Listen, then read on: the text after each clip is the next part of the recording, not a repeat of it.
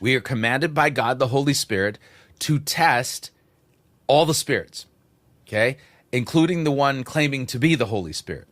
This is what the Holy Spirit commands Christians to do. And I would note the Apostle Paul makes it very clear that there are other spirits, there are other Holy Spirits that are not Holy Spirits.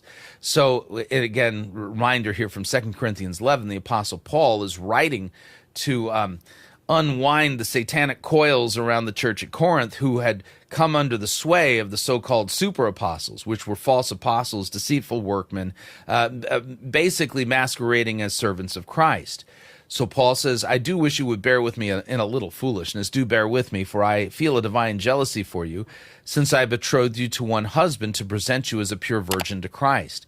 But I'm afraid, as the serpent deceived Eve by his cunning, your thoughts are going to be led astray from a sincere and pure devotion to Christ. If someone comes and proclaims another Jesus than the one we proclaimed, or if you receive a different spirit from the one you received, or if you accept a different gospel from the one you accepted, you put up with it readily enough. This is not commending them. This is rebuking them. So note, there is a different spirit. And so we are commanded by God, the Holy Spirit, through the Apostle John, to test all the spirits, including the ones claiming to be the Holy Spirit, and ask the simple question, is this the Holy Spirit or not? Is this from God, or is it from some other place? That's the idea. So we are going to do that now when it comes to Bethel. So I'm going to real quick give a quick shout out and a thanks to our good friend. His name is Brian, by the way. And Bezel T3 is his username on YouTube. But he's the one who made me aware of this. He published a video on this not too long ago, and I reached out to him and asked him to send me the link to the original because I wanted to do a more in-depth, thorough study of this. And this is a service, an evening service over at Bethel Church in Redding, California. And this guy behind the podium, he's one of the young up-and-comers over at Bethel. His name is Richard Gordon, graduate of BS SM, the Bethel School of Supernatural Ministry, BS SM.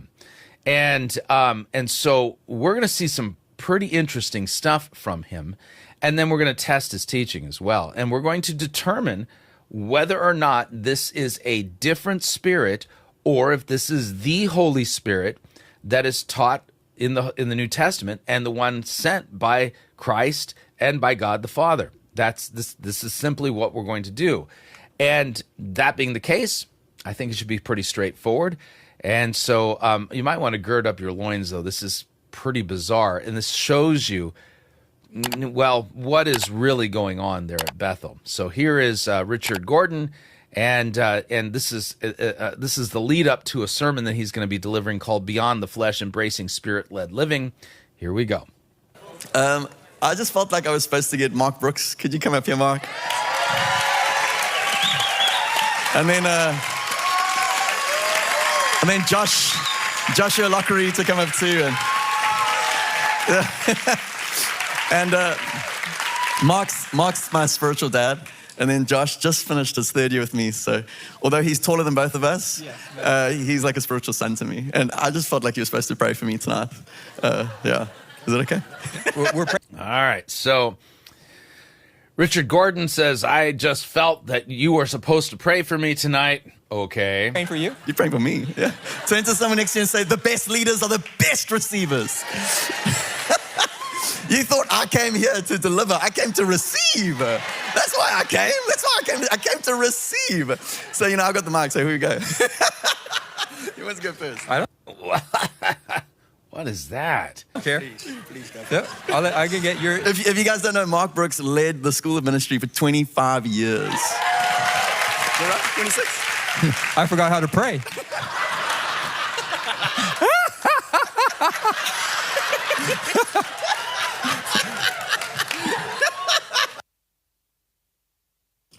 Yeah, that sounds demonic.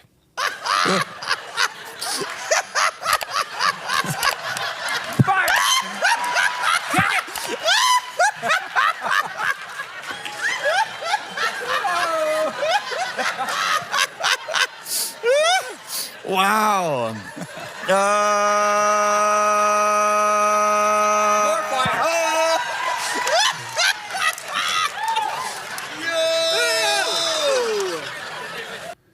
Just want to ask the question, is that God, the Holy Spirit, the one that Jesus said would bear witness about him, glorify him, the Spirit of truth, who would bring to mind all the things and bring to remembrance all the things that Christ taught?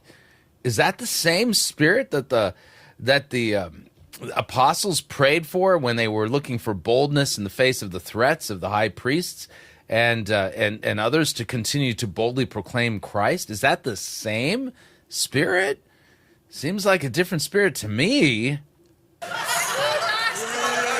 Yes. Lord, enough fire for a whole city.